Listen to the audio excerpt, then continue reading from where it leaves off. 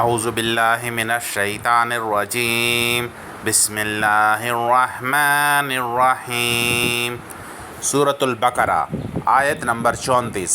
تفسیر ابن کثیر۔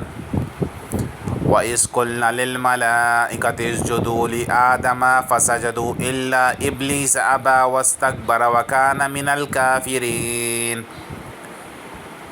آدم علیہ السلام پر اللہ تعالیٰ کے احسانات۔ حضرت آدم علیہ السلام کی اس بہت بڑی بزرگی کا ذکر کر کے اللہ تعالیٰ نے انسانوں پر اپنا بہت بڑا احسان فرمایا اور خبر دی کہ اس نے فرشتوں کو حکم دیا کہ وہ آدم علیہ السلام کو سجدہ کریں۔ اس کی تصدیق میں بہت سی حدیثیں ہیں۔ ایک تو حدیث شفاعت جو ابھی بیان ہوئی ہے، دوسری حدیث میں ہے کہ موسیٰ علیہ السلام نے اللہ تعالیٰ سے درخواست کی کہ میری ملاقات آدم علیہ السلام سے کرا دیجئے، جو خود بھی جنت سے نکلے اور ہم سب کو بھی نکالا۔ جب دونوں پیغمبر جمع ہوئے تو موسیٰ علیہ السلام نے کہا کہ تم وہ آدم علیہ السلام ہو کہ اللہ تعالیٰ نے تمہیں اپنے ہاتھ سے پیدا کیا اور اپنی روح تم میں بھی پونکی اور اپنے فرشتوں سے تمہیں سجدہ کرایا۔ سنن ابو داؤد 4702۔ قال الشیخ البانی حسن۔ آخر تک پوری حدیث عنقریب بیان ہوگی انشاءاللہ تعالی۔ سیدنا ابن عباس رضی اللہ عنہما فرماتے ہیں، ابلیس فرشتوں کے ایک قبیلے میں سے تھا جنہیں جن کہتے تھے، جو آگ کے شعلوں سے پیدا ہوئے تھے۔ اس کا نام حارث تھا اور جنت کا خازن تھا۔ اس قبیلے کے سوا اور فرشتے سب کے سب نوری تھے۔ قرآن نے بھی ان جنوں کی پیدائش کا ذکر کیا ہے اور فرمایا ہے آیت وَخَلَقَ الْجَانَّ مِن مَارِجٍ مِّن نَار۔ سورۃ الرحمن آیت نمبر 15۔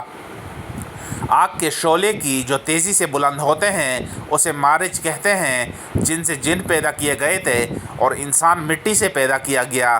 زمین میں پہلے جن بستے تھے، انہوں نے فساد اور خونریزی شروع کی، تو اللہ تعالیٰ نے ابلیس کو فرشتوں کا لشکر دے کر بھیجا۔ انہی کو جن کہا جاتا تھا۔ ابلیس نے لڑ بڑھ کر مارتے اور قتل کرتے ہوئے انہیں سمندر کے جزیروں اور پہاڑوں کے دامنوں میں پہنچا دیا، اور ابلیس کے دل میں یہ تکبر سما گیا کہ میں نے وہ کام کیا ہے جو کسی اور سے نہ ہو سکا، چونکہ دل کی اس بدی اور اس پوشیدہ خودی کا علم صرف اللہ تعالیٰ ہی کو تھا۔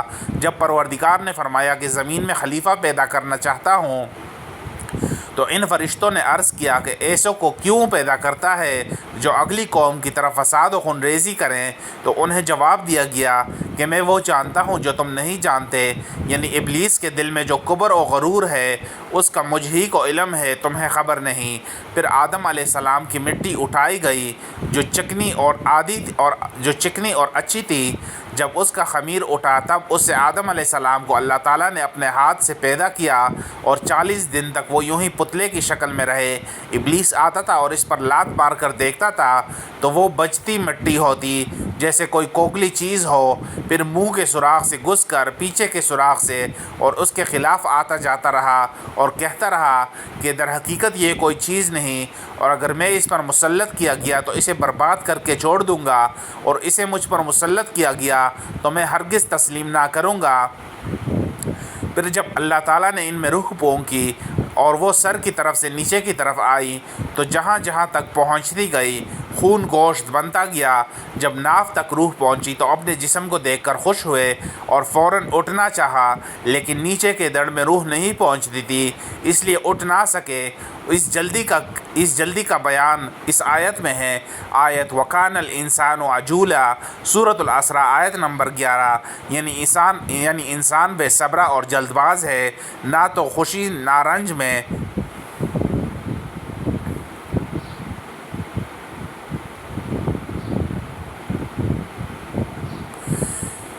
جب روح جسم میں پہنچی اور چینک آئی تو کہا آیت الحمدللہ رب العالمین۔ اللہ تعالیٰ نے جواب دیا دعا یرحمک اللہ۔ پھر صرف ابلیس کے ساتھی فرشتوں سے فرمایا کہ آدم کے سامنے سجدہ کرو، تو ان سب نے سجدہ کیا، لیکن ابلیس کا وہ غرور و تکبر ظاہر ہو گیا۔ اس نے نہ مانا اور سجدے سے انکار کر دیا اور کہنے لگا میں اس سے بہتر ہوں، اس سے بڑی عمر والا ہوں، اس سے قوی اور مضبوط ہوں۔ یہ مٹی سے پیدا کیا گیا ہے اور میں آگ سے بنا ہوں، اور آگ مٹی سے قوی ہے۔ اس کے انکار پر اللہ تعالیٰ نے اسے اپنی رحمت سے نا امید کر دیا، اور اس لیے اسے ابلیس کہا جاتا ہے۔ اس کی نافرمانی کی سزا میں اسے راندہ درگاہ شیطان بنا دیا۔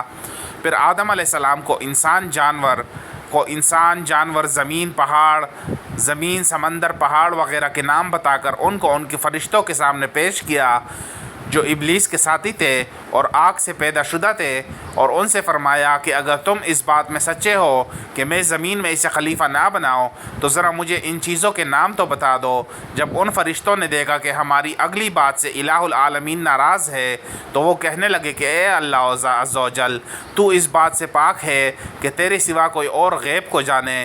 ہماری توبہ ہے اور اقرار ہے کہ ہم غیب دان نہیں، ہم تو صرف وہی جان سکتے ہیں جس کا علم تو ہمیں دے دے، جیسے تو نے ان کے نام صرف آدم علیہ السلام کو ہی سکھائے ہیں۔ اب اللہ تعالیٰ نے آدم علیہ السلام سے فرمایا کہ تم انہیں تمام چیزوں کے نام بتا دو۔ چنانچہ انہوں نے بتا دیے تو فرمایا اے فرشتوں، کیا میں نے تم سے نہیں کہا تھا کہ آسمان و زمین کے غیب کا جاننے والا صرف میں اکیلا ہی ہوں اور کوئی نہیں؟ میں ہر پوشیدہ چیز کو بھی ویسا ہی جانتا ہوں جیسے ظاہر کو، اور تم سب اس سے بے خبر ہو۔ لیکن یہ قول بھی غریب ہے اور اس میں بہت سی باتیں ایسی ہیں جن میں خامیاں ہیں، ہم اگر انہیں الگ الگ بیان کریں تو مضمون بہت بڑھ جائے گا۔ اور سیدنا ابن عباس رضی اللہ عنہما تک اس اثر کی سند بھی وہی ہے جس سے ان کے مشہور تفسیر مروی ہے۔ ایک اور حدیث میں بھی اسی طرح مروی ہے جس کے متن میں کچھ کمی زیادتی بھی ہے، اور اس میں یہ بھی ہے کہ زمین کی مٹی لینے کے لیے جب جبرائیل علیہ السلام گئے تو زمین نے کہا کہ میں اللہ تعالیٰ کی پناہ مانگتی ہوں کہ تو مجھ سے کچھ گٹائے۔ وہ واپس چلے گئے، پھر ملک الموت کو بھیجا، زمین نے ان سے بھی یہی کہا، لیکن انہوں نے جواب دیا کہ میں بھی اللہ تعالیٰ کی پناہ میں آتا ہوں کہ میں اللہ کا حکم پورا کیے بغیر واپس چلا جاؤں۔ چنانچہ انہوں نے تمام روئے زمین سے ایک ایک مٹھی مٹی لی، چونکہ مٹی کا رنگ کہیں سرخ تھا، کہیں سفید، کہیں سیاہ، اس وجہ سے انسانوں کی رنگتیں بھی اسی طرح طرح کی ہوئیں۔ لیکن یہ روایت بھی بنو اسرائیل کی روایات سے ماخوذ ہے، غالباً اس میں بہت سی باتیں نیچے کے لوگوں کی ملائی گئی ہیں، صحابی کا بیان ہی نہیں۔ اگر صحابی کا قول بھی ہو تو بھی انہوں نے بعض اگلی کتابوں سے لیا ہوگا، واللہ عالم۔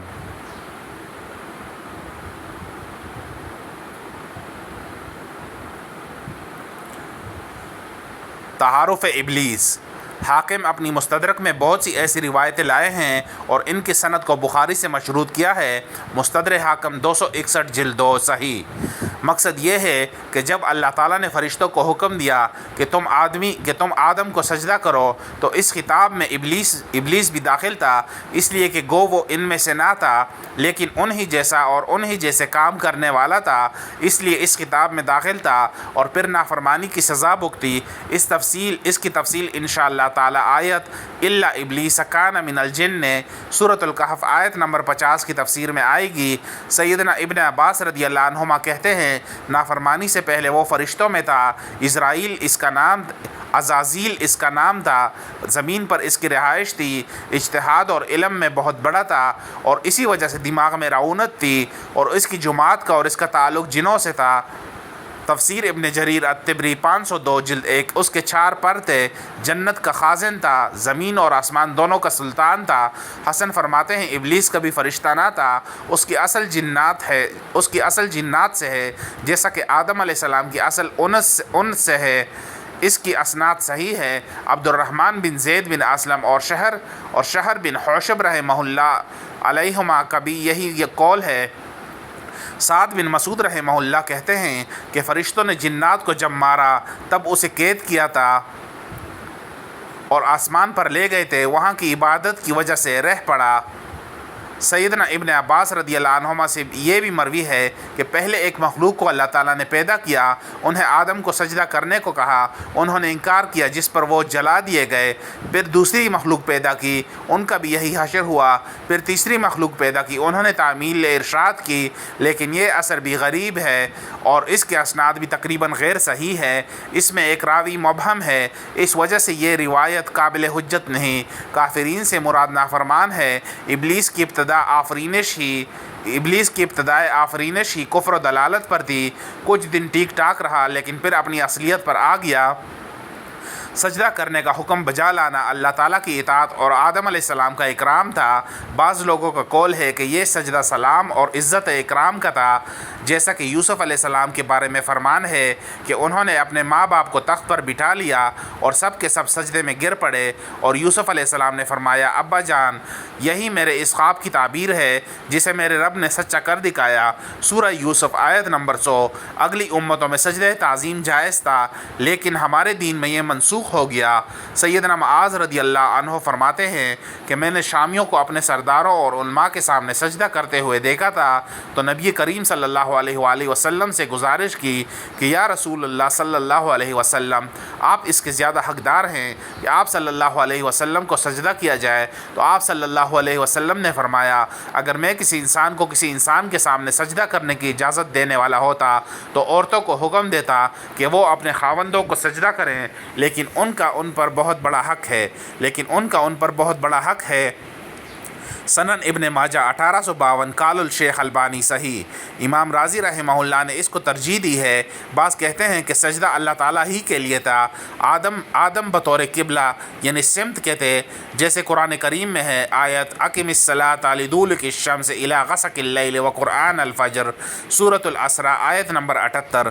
لیکن اس میں بھی اختلاف ہے اور پہلے ہی قول کا زیادہ صحیح ہونا اچھا معلوم ہوتا ہے۔ یہ سجدہ آدم علیہ السلام کے اکرام، بڑائی، احترام اور سلام کے طور پر تھا اور اللہ تعالیٰ کی اطاعت کے ماتحت تھا، کیونکہ اس کا حکم تھا کہ اس کی وجہ آوری ضروری تھی۔ امام رازی رحمہ اللہ نے بھی اس قول کو قوی قرار دیا ہے اور اس کے سوا دوسرے اقوال کو ضعیف قرار دیا ہے۔ ایک تو آدم علیہ السلام کا بطور قبلہ کے ہونا جس میں کوئی بڑا شرف ظاہر نہیں ہوتا، دوسرا سجدے سے مراد پست عاجز ہونا، نہ کہ زمین میں ماتھا ٹکا کر حقیقی سجدہ کرنا، لیکن یہ دونوں تاویلیں ضعیف ہیں۔ قتادہ رحمہ اللہ فرماتے ہیں سب سے پہلا گناہ یہی تکبر ہے جو ابلیس سے سرزد ہوا۔ صحیح حدیث میں ہے جس کے دل میں رائی کے دانے کے برابر تکبر ہوگا وہ جنت میں داخل نہ ہوگا۔ صحیح مسلم 91۔ صحیح اسی تکبر، کفر و عناد کی وجہ سے ابلیس کے گلے میں تو کے لعنت پڑا اور رحمت سے مایوس ہو کر جناب باری سے دتکارا گیا۔ یہاں کان سارا کے معنی میں بتلایا گیا ہے، جیسا کہ آیت فکان من المغرقین سورہ ہود آیت نمبر 43 اور آیت فتکون من الظالمین سورۃ الاعراف آیت نمبر 19۔ شاعروں کے شعروں میں بھی اس کا ثبوت ہے، تو معنی یہ ہوئے کہ وہ کافر ہو گیا۔ ابن فورق رحمہ اللہ کہتے ہیں کہ وہ اللہ تعالیٰ کے علم میں کافروں میں سے تھا۔ قرطبی رحمہ اللہ اسی کو ترجیح دیتے ہیں اور یہاں ایک مسئلہ بیان فرماتے ہیں کہ کسی شخص کے ہاتھ سے کچھ کرامتیں سرزد ہو جانا اس کے ولی اللہ ہونے کی دلیل نہیں۔ گو بعض صوفی اور رافضی اس کے خلاف بھی کہتے ہیں کہ اس لیے کہ ہم اس بات کا کسی کے لیے فیصلہ نہیں کر سکتے کہ وہ ایمان ہی کی حالت میں اللہ سے جا ملے گا۔ اسی شیطان کو دیکھیے ولی ہی نہیں بلکہ فرشتہ بنا ہوا تھا، لیکن آخر سردار کفر و کفار ہو گیا۔ علاوہ ازیں ایسی خلاف عادت و عقل باتیں جو بظاہر کرامات نظر آتی ہیں اولیاء اللہ کے سوا اور لوگوں کے ہاتھوں سے بھی سرزد ہوتی ہیں، بلکہ فاسق فاجر مشرک کافر سے بھی ظاہر ہو جاتی ہیں۔ مثلا رسول اللہ صلی اللہ علیہ وسلم نے آیت فارتقب یوم تأتی السماء بدخان مبین سورۃ الدخان آیت نمبر 10 کی آیت دل میں سوچ کر جب ابن سیاد کافر سے پوچھا کہ میں نے کیا سوچا ہے تو اس نے کہا تھا دخ۔ صحیح بخاری 1354۔ صحیح بعض روایات میں ہے کہ غصے کے وقت وہ اتنا پھول جاتا کہ اس کے جسم سے تمام راستہ رک جاتا تھا۔ سیدنا عبداللہ بن عمر رضی اللہ عنہما نے اسے مارا۔ صحیح مسلم 2932۔ صحیح دجال کی تو ایسی بہت سی باتیں احادیث میں وارد ہیں، مثلاً اس کا آسمان سے بارش برسانا، زمین سے پیداوار اگانا، زمین کے خزانوں کا اس کے پیچھے لگنا، ایک نوجوان کو قتل کر کے پھر جلانا وغیرہ وغیرہ۔ صحیح بخاری 7122 صحیح۔ سیدنا لیث بن سعد رضی اللہ عنہما اور امام شافعی رحمہ اللہ فرماتے ہیں، اگر تم کسی کو پانی پر چلتے ہوئے اور ہواؤں میں اڑتے ہوئے دیکھو تو اسے ولی نہ سمجھ بیٹھو جب تک کہ اس کے تمام اعمال و افعال قرآن و حدیث کے مطابق نہ پاؤ۔ اس سجدے کا حکم زمین و آسمان کے تمام فرشتوں کو تھا۔ گو ایک جماعت کا قول یہ بھی ہے کہ صرف زمین کے فرشتوں کو یہ حکم تھا، لیکن یہ ٹھیک نہیں۔ قرآن کریم میں ہے آیت فسجد الملائکۃ کلھم اجمعون، سورۃ الحجر آیت نمبر 30-31، یعنی ابلیس کے سوا تمام فرشتوں نے سجدہ کیا۔ پس اول تو جمع کا صیغہ لانا، پھر کلھم سے تاکید کرنا، پھر اجمعون کہنا۔ اس کے بعد صرف ابلیس کا استثناء کرنا۔ ان چاروں وجوہات سے صاف ظاہر ہے کہ یہ حکم عام تھا، واللہ عالم۔